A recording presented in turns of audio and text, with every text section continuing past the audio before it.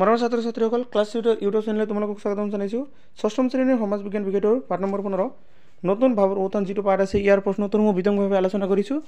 যদি ভিডিঅ'টো তোমালোকৰ ওচৰত ভাল লাগিছে তেন্তে এটা লাইক কৰিবা আৰু আগন্তুক তোমালোকৰ বাকী বিষয়বোৰ প্ৰশ্ন উত্তৰ পাবলৈ চেনেলটো ছাবস্ক্ৰাইব কৰিবলৈ পাহৰি নাযাবা। এতিয়া আমি তোমালোকৰ মেইন ভিডিঅ'লৈ যাবলৈ 1 নম্বৰ প্ৰশ্নত কৈছে উত্তৰ লিখা। ক নম্বৰ প্ৰশ্নত কৈছে কি কাৰণত পৰৱৰ্তী বৈদিক কালত ভাৰতীয় মানুহৰ মনত নতুন ভাৱধাৰা গঢ়ি উঠিছিল? উত্তৰ হ'ল জাতিভেদ বা বৰ্ণ প্ৰথাই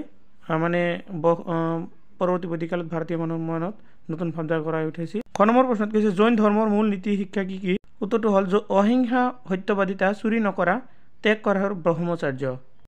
গ নম্বৰত কৈছে জৈন ধৰ্ম ভাৰতৰ কোনখন ঠাইত বিস্তৃত হৈছিল? উত্তৰটো হ'ল উত্তৰ ভাৰত, গুজৰাট, তামিলনাডু, কৰ্ণাটক আদি ঠাইত বিস্তৃত হৈছিল।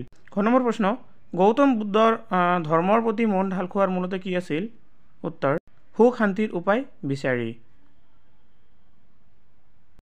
ঙ নম্বৰত কৈছে কিহৰ ওপৰত ভিত্তি কৰি বৌদ্ধ মতবাদ গঢ়ি উঠিছিল? উত্তৰটো হ'ল 5টা শিক্ষাৰ ওপৰত ভিত্তি কৰি বৌদ্ধ নতুন মতবাদ গঢ়ি উঠিছিল। 6 নম্বৰ প্ৰশ্নটো হ'ল বৌদ্ধ বিহাৰবোৰৰ কাম কি আছিল? উত্তৰটো হ'ল হিংসা, বিদ্বেষ, ব্যভিচাৰ, মদ্যপান আৰু মিছা কথা কোৱাৰ পৰা দূৰত থকা। 6 নম্বৰ প্ৰশ্ন পৰৱৰ্তী সময়ত ৰজাসকলে বৌদ্ধ ধৰ্ম প্ৰচাৰৰ বাবে কি ব্যৱস্থা হাতত লৈছিল? উত্তৰ হ'ল বিভিন্ন ঠাইত বৌদ্ধ মঠ মন্দিৰ নিৰ্মাণ কৰাৰ উপৰি এইবোৰত বুদ্ধৰ বাণী আৰু বৌদ্ধ চিত্ৰশিল্প অংকিত কৰাৰ ব্যৱস্থা হাতত লৈছিল। 2 নম্বৰত কৈছে সত্য অসত্য নিৰূপণ কৰা। ক নম্বৰত কৈছে জৈন ধৰ্মৰ কৰ্মফল আৰু পুনৰ্জন্ম ভিক্ষা কৰে, এইটো অশুদ্ধ। খ নম্বৰত কৈছে বুদ্ধদেৱে বলি বিধানত বেছি গুৰুত্ব দিছিল, এইটো অশুদ্ধ। গ নম্বৰত কৈছে বুদ্ধদেৱে সাৰনাথত দিব্য জ্ঞান লাভ কৰিছিল, এইটো অশুদ্ধ। ঘ নম্বৰত কৈছে বুদ্ধ সংঘবোৰত বুদ্ধৰ বাণীসমূহ চৰ্চা কৰা হৈছিল, এইটো অশুদ্ধ হ'ব। আৰু ঙ নম্বৰত কৈছে সকলো বয়সৰ লোকে বৌদ্ধ সংঘৰ সদস্য হ'ব পাৰিছিল, এইটো শুদ্ধ হ'ব বা সত্য হয়। 3 নম্বৰত কৈছে চমুকৈ উত্তৰ লিখা। তাৰে ক নম্বৰটো হৈছে ক্ষত্ৰিয়সকলে ব্ৰাহ্মণৰ কিয় সমমৰ্যাদা দাবী কৰিছিল? উত্তৰত হ'ল আৰ্যসকলৰ প্ৰবল বৰ্ণভেদ প্ৰথাৰ ফলত ক্ষত্ৰিয়সকলতকৈ ব্ৰাহ্মণসকলৰ মৰ্যাদা বৃদ্ধি পাইছিল, কিন্তু কালক্ৰমত ক্ষত্ৰিয় ৰজাসকলে ৰাজনৈতিক, অৰ্থনৈতিক, সামাজিক আদি সকলো ক্ষেত্ৰতো ক্ৰমে শক্তিশালী হৈ উঠিবলৈ ধৰে, গতিকে ৰজাই ব্ৰাহ্মণৰ সমমৰ্যাদা দাবী কৰিছিল। খ নম্বৰত কৈছে মহাবীৰে কিয় জিন উপাধি পাইছিল?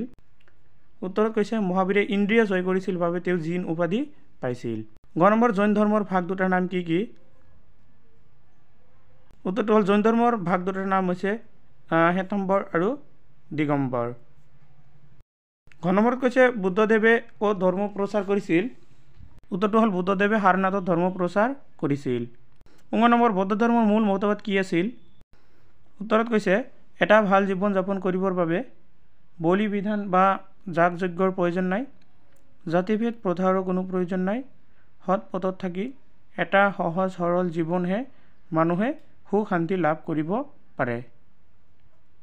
তাৰপিছত 5 নম্বৰ তোমালোকৰ ক অংশৰ লগত খ অংশ মিলোৱা দিছে, মই ডাইৰেক্টলি এনচাৰখিনি লিখি দিছোঁ, তোমালোকে কিতাপত চাই মিলাই ল'বা। তাৰপিছত ক নম্বৰটোৰ উত্তৰ হ'ব যে বৌদ্ধ ধৰ্ম গ্ৰন্থ। খ নম্বৰ কুচিনাৰ, এইটো হ'ব বুদ্ধদেৱৰ মহাপৰিনিৰ্বাণৰ ঠাই। গ নম্বৰত কৈছে কৈলাবয় এইটো হ'ব তপস্যাৰ অন্তত মহাবীৰে লাভ কৰিছিল। ঘ নম্বৰ কুন্দপুৰ মহাবীৰ জন্মস্থান।